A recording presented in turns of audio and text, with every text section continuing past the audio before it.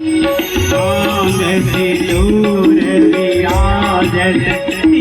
को मृद मत को मैया को मृद मत को उज्ज्वल से तूने उज्ज्वल से तूने चंद्र बदन को ओम जय अम्बे गौरी कनक समान कलेवर रातांबर राधे मैया रातांबर राधे सुर नर मुनि जन सेवक तिनके सुख भारी ओम जय अम्बे गौरी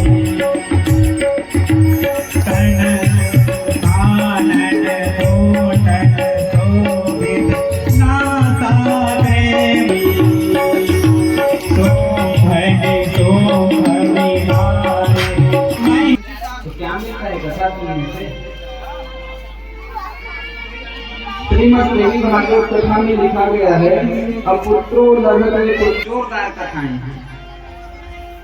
तो आज अभी हम मात्र एक कथा को श्रवण करेंगे, तत्पश्चात बाकी अन्य कथाओं को कल हम श्रवण करेंगे। तो मात्र एक कथा आप सभी मन लगाकर ध्यान लगा करके सुन लीजिए। बोले दुर्गा मैया की।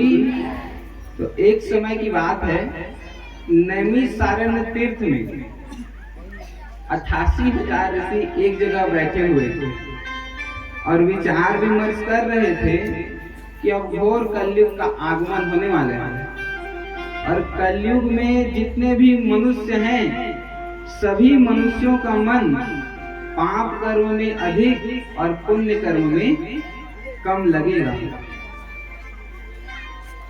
88,000 ऋषि क्या कह रहे हैं? कलयुगी मनुष्यों का मन पाप कर्म में अधिक और पुण्य कर्म में कम लगेगा। और स्वाभाविक सी बात है, कलयुगी मनुष्यों का मन पाप कर्म में ही अधिक लगता है। कैसे? बोले कलयुग का मनुष्य 3 घंटे बैठकर मोबाइल चला लेगा, 3 घंटे बैठकर मूवी देख लेगा। आजकल तो वो आए हैं इंस्टाग्राम रील्स देखते देखते कब 3 घंटे व्यतीत हो जाए पता नहीं चलता।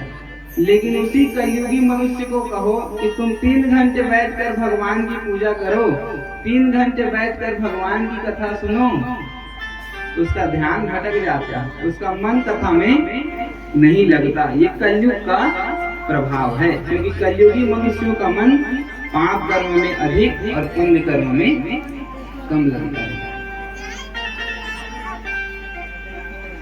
88,000 ऋषियों ने कहा, हे सूत जी महाराज, कृपा करके कुछ ऐसा उपाय बतलाइए जिस कथा को एक बार कलयुगी मनुष्य सुन ले, उसके समस्त पाप कर्म कट जाएं। और ध्यान दीजिएगा, हमें ऐसी कथा श्रवण कराइए जिस कथा को श्रवण करने मात्र से मनुष्य को मुक्ति और भुक्ति दोनों की प्राप्ति हो। मुक्ति और भुक्ति।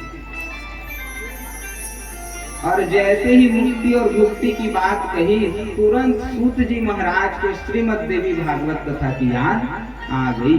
क्योंकि जितने भी पुराण हैं, कोई हमें मुक्ति प्रदान करता है, कोई हमें भुक्ति प्रदान करता है, लेकिन श्रीमद् देवी भागवत ही ऐसी कथा है जिसको श्रवण करने मात्र से मनुष्य को मुक्ति और भुक्ति दोनों की प्राप्ति हो जाती है। अब ये मुक्ति और भुक्ति है क्या?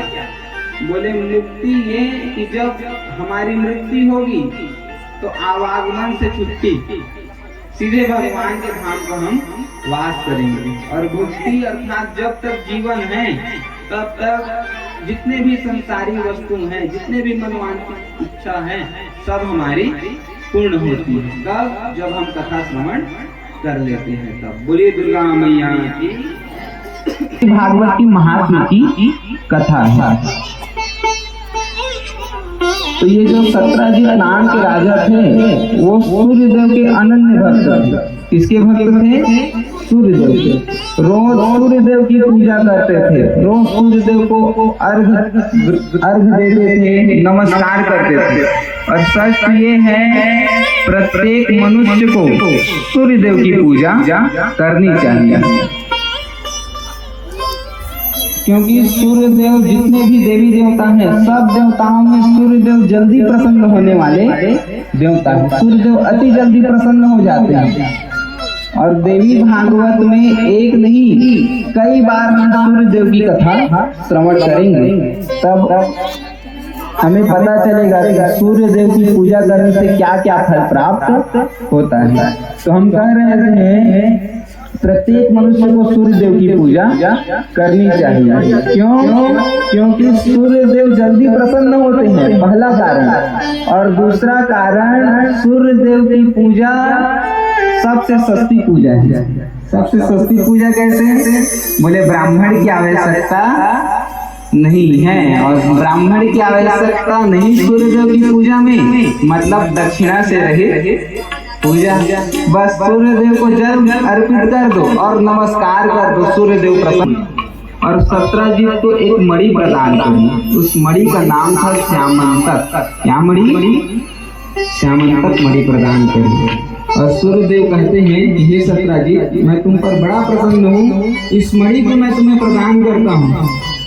और ये मणि कोई साधारण मणि नहीं है। अगर इस मणि की तुम रोज पूजा करोगे तो तुम्हें रोज 8 भार स्वर्ण प्रदान करेगा। ये मणि 8 भार सोना तुम्हें प्रदान करेगा। 8 भार अर्थात 200 किलो। कितना? 200 किलो सोना तुम्हें प्राप्त होगा। सत्राजित ने वो मणि स्वीकार करी। अब तो देखते ही देखते वो सत्राजित बहुत ही धनवान बन गया। उसका घर के जो दरवाजे थे, उसका पूरा घर स्वर्ण का बन गया। अब ये बात पता चलते चलते भगवान श्री कृष्ण तक पहुंच गई। एक दिन की घटना, ये जो सत्राजित भगवान श्री कृष्ण के सभा में गया, तब भगवान श्री कृष्ण ने कहा, अरे सत्राजित, तुम साधारण व्यक्ति हो, ये जो स्वर्ण प्रदान करने वाली मणि है, इसे तुम द्वारिका के राजकोष में जमा करा दो। जब तुम इसे राजकोष में जमा करोगे तो तुम्हारा ही नहीं, पूरे राज्यवासियों का कल्याण हो जाएगा। जब भगवान श्री कृष्ण ने ये बात कही तो सत्राजित ने साफ मना कर दिया कि कन्हैया, तुम चाहे जो कुछ कर लो, ये मणि मुझे सूर्यदेव ने प्रदान करी है और ये मणि मैं तुम्हें देने वाला नहीं हूँ।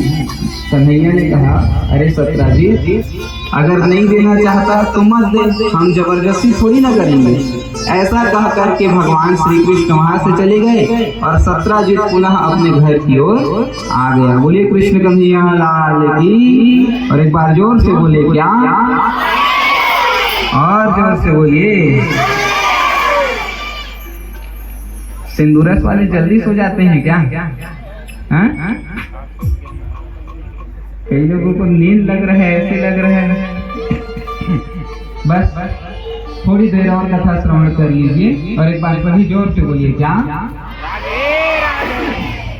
तो भगवान श्री कृष्ण को सत्राजित ने मणि